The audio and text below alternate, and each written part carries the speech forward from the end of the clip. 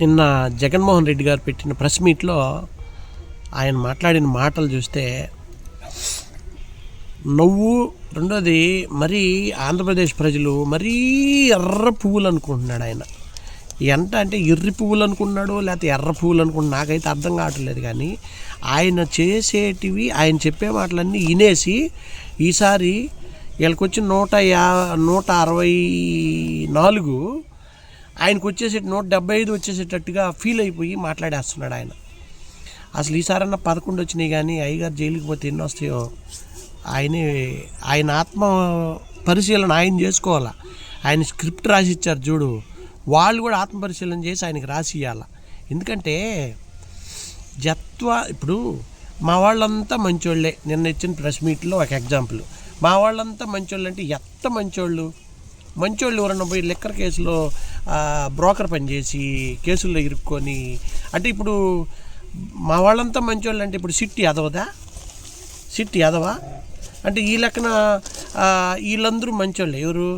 వాసుదేవరెడ్డి అయితేమి, కృష్ణమోహన్ రెడ్డి అయితేమి, పిఎస్ఆర్ ఆంజనేయులు ఎట్ట మంచి అయినాయా? గోవిందప్ప బాలాజీ.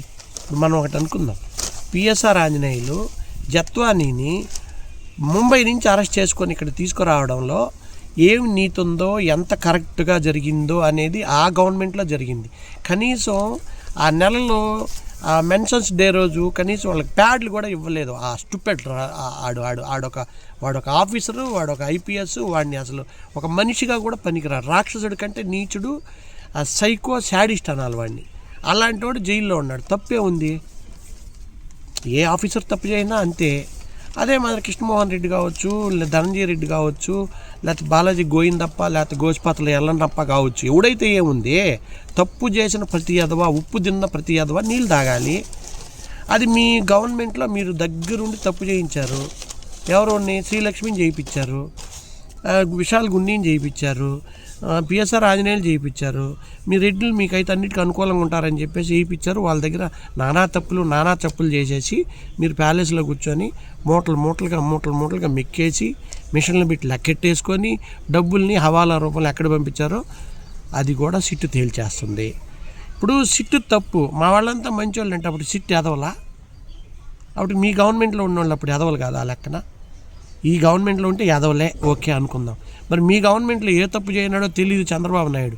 52 రోజులు రోజు కోర్టులో ఆయన తప్పు అని నిరూపించే పేపర్లు నాకు హైకోర్టు ప్రొడ్యూస్ చేయండి అంటే ఒక్క పేపర్ కూడా మీరు ప్రొడ్యూస్ చేయలేకపోయారు. 55 రోజులు జైల్లో పెట్టి.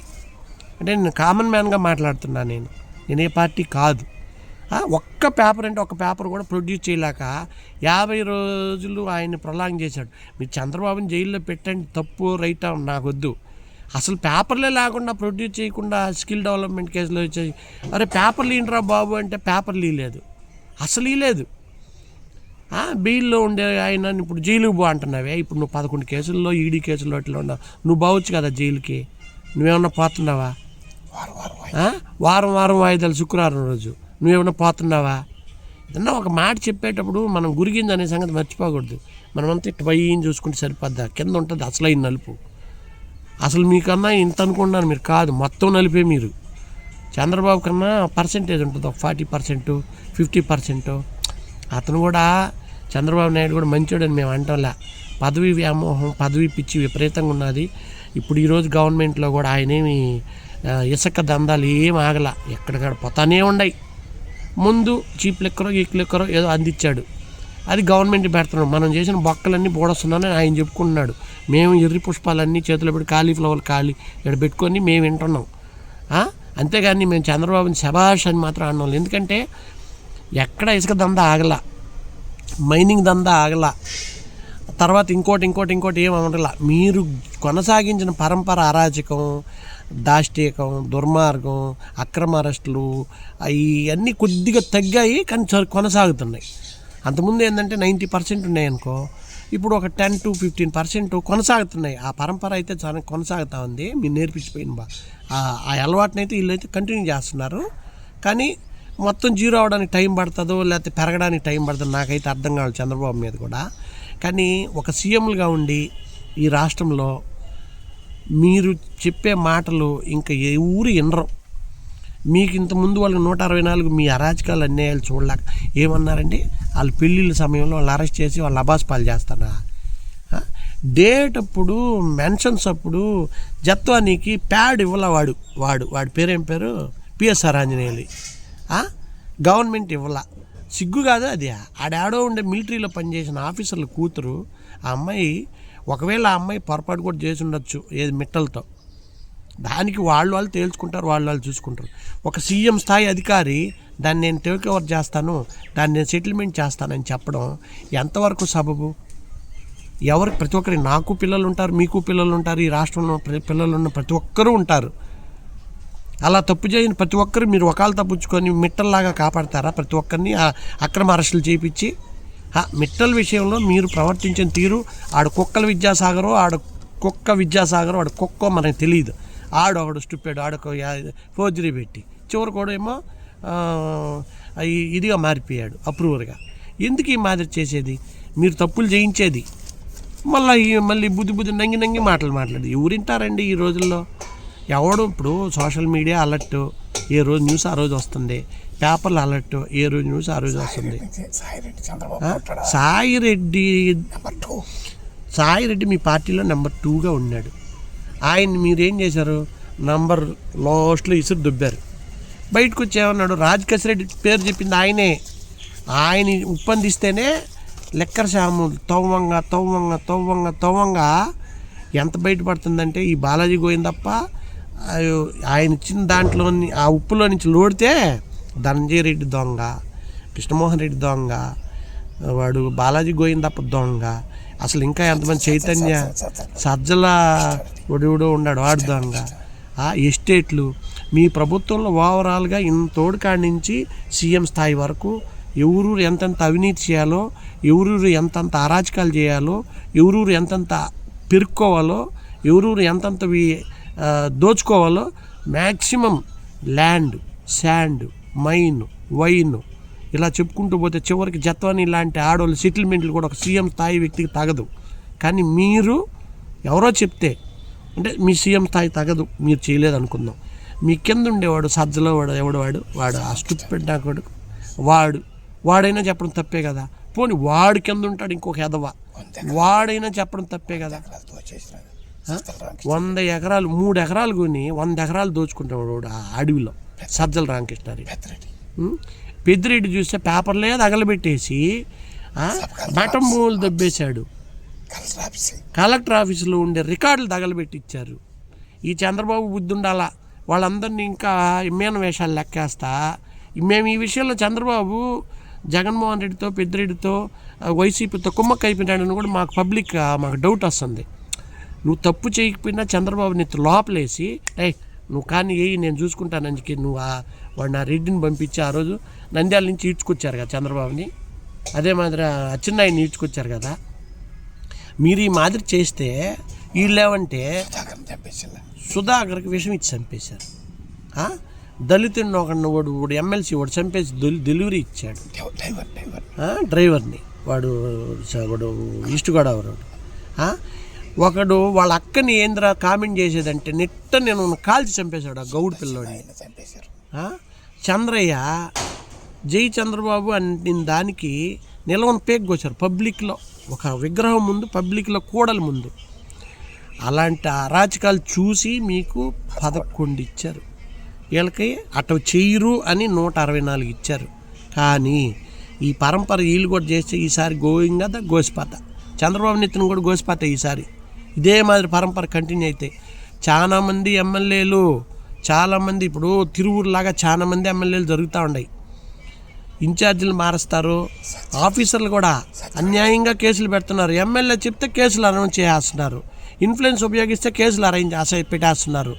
ఎస్ఐలు, సిఐలు ప్రతి ఒక్కరు డబ్బులు ఇచ్చేస్తే కేసులు పెట్టేస్తున్నారు. తెలుసా మీకు? ప్రాక్టికల్గా మా కళ్ళతో ప్రజా సంఘాల తరపున మేము చూసాం. ప్రజా సంఘాల్లో మేము మానవ హక్కుల్లో మేము ఉంటాం. జిల్లా లెవెల్లో, స్టేట్ లెవెల్లో ఉన్నది మాకు పదవి. మేము చూస్తున్నాం ఏ ఊర్లో ఏమేం జరుగుతుంది, ఎక్కడెక్కడ ఏమేం జరుగుతుంది. అది మమ్మల్ని అడగండి సార్. మంచి సలహాలు అన్నా ఇస్తాం, మంచి సూచనలు అన్నా ఇస్తాం. చంద్రబాబు గారు మీ చుట్టూ భజన చేసే వాళ్ళని పెట్టుకోవడము, లేదంటే ఒక్కొక్క ఏరియా ఇప్పుడు చంద్రబాబు నాయుడు జగన్మోహన్ రెడ్డి వైజాగ్ వైవి సుబ్బారెడ్డికి విజయసాయిరెడ్డికి ఊరికెళ్ళే ఇచ్చాడు.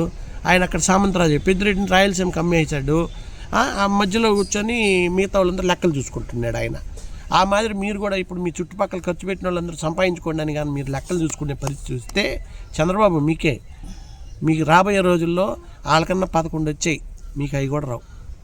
బాగా ఆలోచించుకొని మంచిగా పరిపాలించండి. జగన్మోహన్ రెడ్డి ఇది కరెక్ట్ కాదు. తప్పు చేయనోడికి శిక్ష పడాలి. ఇది మా పబ్లిక్ ఆశ, ఆకాంక్ష. మీరు 12 సంవత్సరాల నుంచి వాయిదాలు పోకుండా, శుక్రవారం వాయిదాలు పోకుండా మీరు ఎన్ని సంవత్సరాలు అండి? అసలు మీరు పోతారా? మిమ్మల్ని మోడీ ఉన్న రోజులు కాపాడుతుంటాడు. చంద్రబాబు మీరేదో డీల్ కుదిరినట్టుంది. పెద్దిరెడ్డిని వేయడు, మిమ్మల్ని వేయడు. చంద్రబాబు బుద్ధి ఉండాలా. 50 రోజులు పోయి జైల్లో ఉన్నామే కారణం తప్పు చేయకుండా, ఏంది ఇది అని చెప్పి ఆయనకన్నా కొద్దిగా తెలివి ఉండాలా, బుద్ధి ఉండాలా. ఆయనకు కూడా లేదు. ఆయన పార్టీలో ఉండే అభిమానులు నలిగి మానసికంగా వేధించి మా చంద్రబాబు నాయుడు పెట్టారు, ఆయన నేను క్షమించినాడు. అసలు మీరు ఏదో మిలాఖత్ అయిపోయినారని. ఆ తర్వాత ఇప్పుడు కాళహస్తిలో ఒక ఎమ్మెల్యే గురించి 3,000 కోట్ల అవినీతి అన్నారు. మరి ఇప్పుడు ఆయన ఏ వయసు పెట్టుకోండడం నోట్లో మాకు అర్థం కావడం లే. బజ్జల గోపాలకృష్ణారెడ్డి కొడుకు 3,000 కోట్ల అవినీతి ఎట్టపోయింది గెలవంగానే. ఈయన ఏమన్నా ఒక 1,000 కోట్లు ఏమన్నా డీల్ కుదిరిందా? అసలు మాట్లాడటం లేదు. పెద్దిరెడ్డి కూడా ఇప్పుడు ఆఫీసర్లు మేనేజ్ చేయొచ్చు, ఈరోజు ఉంటారు రేపు పోతారని. మఠం భూములు దొబ్బేశా, అడవి భూములు దొబ్బేశా, ఫైల్ తగలబెట్టా, ఆర్డీఓ ఆఫీసులు తగలబెట్టా, కొండలు. అసలు ఏదండి మీరు చేసింది? జగన్మోహన్ రెడ్డి అసలు ఒక్కరు కూడా నీతి లేదు, న్యాయం లేదు. మీ పరిపాలనే చాలా నీచం, దరిద్రం, కడు నీచం. అసలు మేము ఇంతవరకు ఇట్లాంటి విచిత్రమైన పరిపాలన చూడాల. ఒక్కటి మంచి పని చేశారు మీరు. ముసలోళ్ళ పెన్షన్ ఇంటికి పంపించారు. ఆ ఒక్కటి మిమ్మల్ని మాత్రం దండం పెట్టి చెప్తున్నా. ఆ ముసలోళ్ళ తరఫున నేను పెడుతుండా. మిగతా అన్నీ అప్పులు పాలు చేసేసి ఆ పథకాలు నిన్ను ఎవరేమన్నారండి? బీచ్లో కుదవ పెట్టేసేది, వైజాగ్లో పార్కులు కుదవ పెట్టేసేది, అవి కుదవ పెట్టేసేది, ఏ కుదవ పెట్టి అప్పు చేసి పప్పు కూడా ఎవరు పెట్టమని ప్రజలకి వాళ్ళు అడిగారా? నువ్వు ఉంటావు, ఒక జీవో అన్నం పెట్టాలా. నేను అప్పు చేస్తే నేనే తీర్చిపోవాలా, లేదంటే నా ఆస్తులు జప్తు చేసుకోండి అని చెప్పన్న జీవో పెట్టండి. చంద్రబాబు అయినా పెట్టాలి, నువ్వైనా పెట్టాలి, మోడీ అయినా పెట్టాలి. చట్టంలో సవరణ చేయండి. కాదు, ఏ ఊరికి ఆ ఊరు పాల కేంద్రాలు కుదవబెట్టేస్త్రీ, ఏ ఊరికారు కలెక్టర్ ఆఫీసులు కుదవబెట్టేస్త్రీ, ఏ ఊరికారు పార్కులు కుదవబెట్టేస్త్రీ. ఈ రుషికొండను కుదవబెట్టి దాంట్లో 400 టాయిలెట్ వచ్చి 24 లక్షలు అంట. టాయిలెట్ కూర్చునే బేసు కమోడ్లో ఏంది 24 లక్షలు? అసెంబ్లీలో చెప్పుకుంటే సిగ్గుబాధ, నవ్వు వస్తున్నది. ఊళ్ళో సొమ్ము ఊళ్ళో దాంతో పొలు తావడం అంటే ఇదే కదా జగన్మోహన్ రెడ్డి? ఊళ్ళో దాంతో పొలు తావడం అంటే వైసీపీ వాళ్ళు ప్రతి ఊళ్ళో అట్టే చేశారు. ఇక్కడ నుండే మట్టి ఎట్టేసి 30 లక్షలు ఎకరాకి. ఏదా మీరు ఇల్లు ఇచ్చారు చూడు, సెంటు భూమి. ఆయన ఏంది అపార్ట్మెంట్ కట్టిస్తున్నాడు, నేను ఊర్లు కట్టిస్తాను, ఊర్లు కట్టించి ఆమె ఇచ్చారు. మీరు ఏడన్నా కట్టావా? ఊర్లో 5 సంవత్సరాలు దాచుకోవడం, ఆ మిషన్లు పెట్టి లెక్కించుకోవడం. ఆ మిషన్లు పెట్టి లెక్కేసే వాళ్ళకి కూడా జీతాలంట నీ దగ్గర. ఏజెంట్ల మాదిరి ఐఏఎస్ని ఏజెంట్ల మాదిరి చేసేసావు రిటైర్డ్ అయ్యేవాళ్ళు. మళ్ళీ వాళ్ళ పిల్లకాయలు పెళ్ళిళ్ళు ఎట్ట అవుతాయా? వాళ్ళకు కూడా దొంగలో దౌర్బాతలు ఎవడో వాడిచ్చి పెళ్లి చేసుకుంటారు. ఇప్పుడు మీరు మన కారణం లేకుండా జైల్లో పెట్టిన వాళ్ళను, కారణం లేకుండా ఏడిపించిన వాళ్ళని, కారణం లేకుండా తప్పు మాటలు మాట్లాడిన వాళ్ళందరూ శిక్షలు అనుభవించలా? మీ కాడికి వచ్చేటప్పటికి వాళ్ళు తప్పు కదా పెళ్ళిళ్ళ వయసులో. అదేమనంటే రాష్ట్రాల అవతల వెళ్ళినా, రిటైర్డ్ అయిపోయినా లాక్కు వస్తామని ఆ మాట. ఇప్పుడు చంద్రబాబు అంటే కాదు, గుడ్డలు కూడా తీసుకొడతాం, బ్లేడ్తో గోకేస్తాం. ఏందండి ఆ మాటలు? వాడు ఒకడు నా బొచ్చు అని వాడు ఏ జైల్లో ఉన్నాడు, ఏ హాస్పిటల్లో ఉన్నాడు కొడాలని అసలు కనబడలా. ఈరోజు అసలు ఆ రాజకీయాలకు సంబంధమే లేదు. ఆమె పేరు ఆమె చంద్రబాబు నాయుడు గారి భార్య. ఆమెను అన్నాడు, వంశీ ఎట్టున్నాడు మనం చూసాం అంటున్నాడు. ఎందుకండి? తప్పు కదా అట్లా ఊరికే. ఇప్పుడు రాజకీయాలకు సంబంధం రాజకీయాలు మాట్లాడకూడదు. ఎందుకు వచ్చిన బాధ? ఈ మాదిరి చేయడం ఎందుకు? ఉప్పు తినడం ఎందుకు? నీళ్ళు తాగడం ఎందుకు? ఏ కాదు. ఇప్పుడు చంద్రబాబు నైనా కూడా ఈ చేతగాని కూడా అంటాడు కూడా వాళ్ళని శిక్షించకపోతే, అందుకని వంశీకి శిక్ష పడింది. కొడాలి నాని వదిలేసినారనుకో, తెలుగుదేశం కూటమి ప్రభుత్వం దద్దమ్మ ప్రభుత్వం అంటారు శిక్ష ఇవ్వకపోతే. ఇన్ని తప్పులు చేసి ఇన్ని దగ్గర కొదవ పెట్టేసి ఇన్ని చేసి లోడి ఇవన్నీ సిట్టు ఈ మందులో ఈ లిక్కర్ స్కాము ఇవన్నీ స్కాములన్నీ బయట పెట్టకపోతే ఇది ప్రభుత్వం దద్దమ్మ అంటారు. నీకు ఇరు, వీళ్ళకి ఇరు. ఈసారి కాంగ్రెస్ బీజేపీ వస్తుంది. కాబట్టి ఇలా శీలం శంకించుకోకుండా మీరు తప్పు చేశారని రుజువులతో, మీ మాదిరి ఊరికే జైల్లో పెట్టి రుజువులు ఎత్తకడం, ఆధారాలు ఎత్తకడం కాదు. కాదు, ఆ సిబిఐ చూస్తే తప్పు, ఇది చూస్తే తప్పు, ఎక్కడ ఒక్కటన్నా చేశారంటే మనిషిని చంపేస్తే అవినాష్ రెడ్డి ఇంకా బయట ఉన్నాడు. నీ గవర్నమెంట్లోనే నీ చెల్లికే న్యాయం చేయాలని సిబిఐ మీద కూడా ధర్నాలు చేపిస్తాయి కర్నూలులో, అరెస్ట్ చేసేదానికి లేదని. సిబిఐని భయపెట్టి, ఈడీని భయపెట్టి, మోడీని లాలూచి చేసుకొని, మరీ ఈ మోడీ కూడా అట్టేలే ఉండేది. బీజేపీలో ఎంత పెద్ద తప్పైనా చేసి అటు పోయి గంగానదిలో మునిగినట్టే బీజేపీలో చేరిపోతాం.